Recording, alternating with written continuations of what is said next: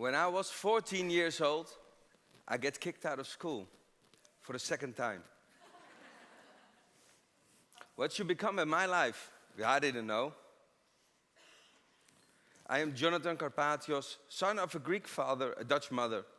I'm a husband, I'm a dad, I'm a chef, and I'm a farmer. When I was 14 years old, there was no school in the neighborhood anymore that wanted to have me. And as a child or student, I was never obedient. It's probably a Greek thing. This is what my lovely wife tells me every time. When I was 14, my parents didn't know what they had to do with me anymore, because they were fed up with my behavior, because they had to pick me up again at the police station. So they gave me a choice. Well, actually, they gave me two choices. Or you go to boarding school in Belgium, and this was a strict boarding school, or you go to a strict cooking school in Amsterdam. I choose the last, because I had more time off on holiday, and there were coffee shops in Amsterdam. This was me when I was 14. No goal, no compass that showed me the way. And I just went to school. And I met the kitchen, and in the kitchen, this is a different life. And I met the kitchen because I was working hard and working together with all these guys. And I liked it because there was discipline, and you worked part of a team and you created something. I worked hard. And it brought me to England, to the UK, to London, to Pierre Kaufman, one of the toughest chefs there was in my time. He was the teacher of Gordon Ramsay. So you know a little bit what happens in this kitchen. It was hard work, 18 hours a day, non-stop, full power.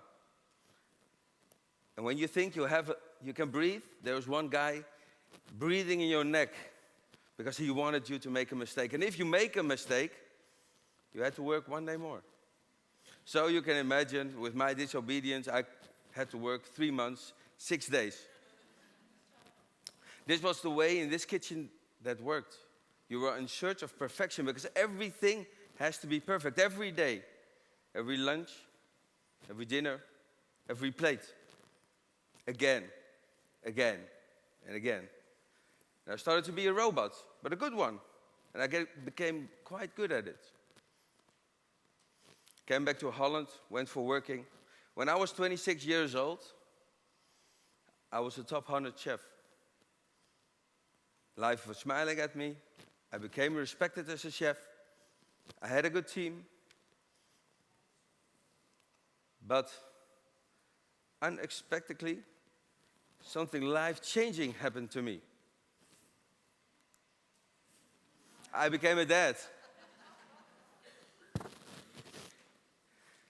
This is him now. He's 6 years old, Yanni. I still remember, when he was born, I had him in my hands like this, and he was the most beautiful boy that ever born. I'm sure that you think differently, but I know. I hold him like this. And a feeling came up, a feeling I never had before. It's called responsibility. I didn't know what it means. I didn't know what it... But a lot of questions came up for me. Like how I'm going to leave the earth behind for my children. And what is my role as a chef? To raise him in a healthy environment, to give him good food, real food. I looked around in my life, in my kitchen, in my fridges, and I felt in shock. I became disappointed and angry. How I could never seen this. I was serving food from around the globe. And this was the worst thing I could do. Because my meat came from Japan. My lobsters came from Canada. My caviar from Iran. My vegetable, well, I didn't know where my vegetable came from.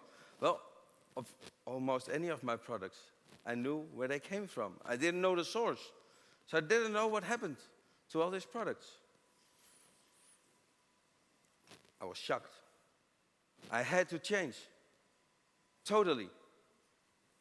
But I didn't know how. To rethink, I went to my family in Greece, to my uncle. Uncle Michalis is his name. This is him in his chair in his garden, where I worked a lot, where I spent a lot of time with him, working together with nature. And he works together. He calls him the best business partner he ever had. Because it's reliable. It gives him enough to live on.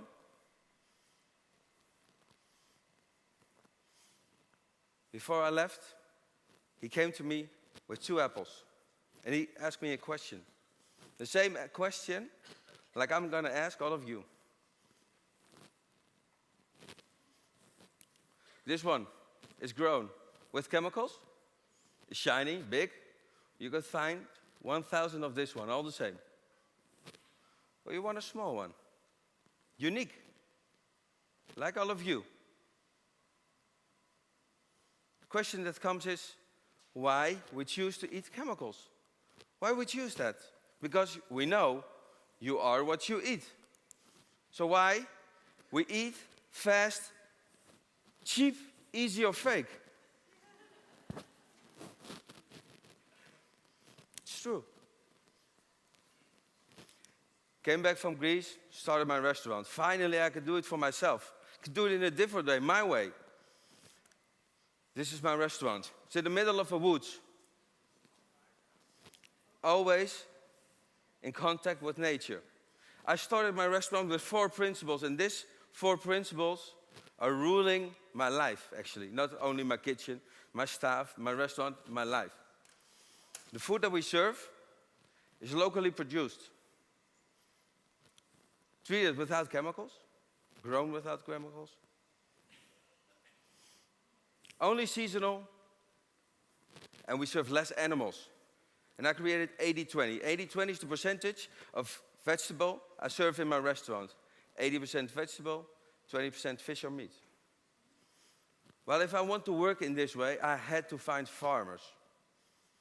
So what I did, took a map, drew a circle around it, about 30 miles, 30 kilometers, hopped into my car, went looking for farmers.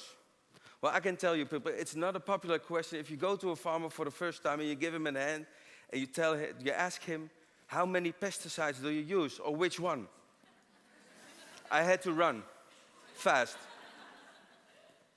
I realized that a lot of farmers lost the connection with nature, with their soil, because they have to produce a large-scale monoculture. And it's not about the quality or the taste of their product, but the amount and the price. This is what counts. Still, I had to look for farmers. I found a couple of. But to understand the process of farming, I started farming myself. Real easy. Well, like this dot, 4 square meters potatoes in front of my restaurant. I put them in the ground. I gave it love. I gave it energy. I was talking to them, and when it rained hard, I went outside with the umbrella, because then the leaves don't break. Then I had to take it out of the ground. It was a tough job. And I saw there lives animals on the ground. And they like potatoes. This is a woelrat I didn't know the existence of. He ate half of my crop. I think he's still laughing. But the potato that I took out of the ground, and they were whole, I cooked them in the skin, a little bit of olive oil, Greek of course, and sea salt. Lightning struck me, because this was real food. This was the food I want to serve to all my guests. Because this was real. I knew the source. I knew how it's grown. This was love. Because producing on this way isn't about the products anymore. It's about love, the energy that you put in and you taste this. I know you taste this because I'm a chef. Still, I could not find enough farmers. So I started a greenhouse myself. It's a social greenhouse. The social part means there's no money involved. And we have one rule. Nobody can buy my product, but everybody can come and work for it. Because I want people to touch the soil, to work with the ground, because then you know what is real food. We have 15 volunteers working there. And we grow more than 250 varieties of herbs, flowers and plants, and vegetables. My creativity comes from there, but I can choose, and this is the most important for me, I can choose whenever I want it out of the ground. So I can take a beetroot like this big or like this big. Can you imagine how much creativity this brings into my kitchen? In my world, a chef has to be an ambassador for nature. Because he can tell his guests what to eat, when to eat it, or how to prepare it.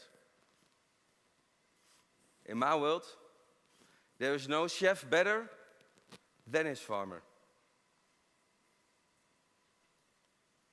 I'm 7 years on my way now. And still, every day I'm learning. I make a lot of mistakes.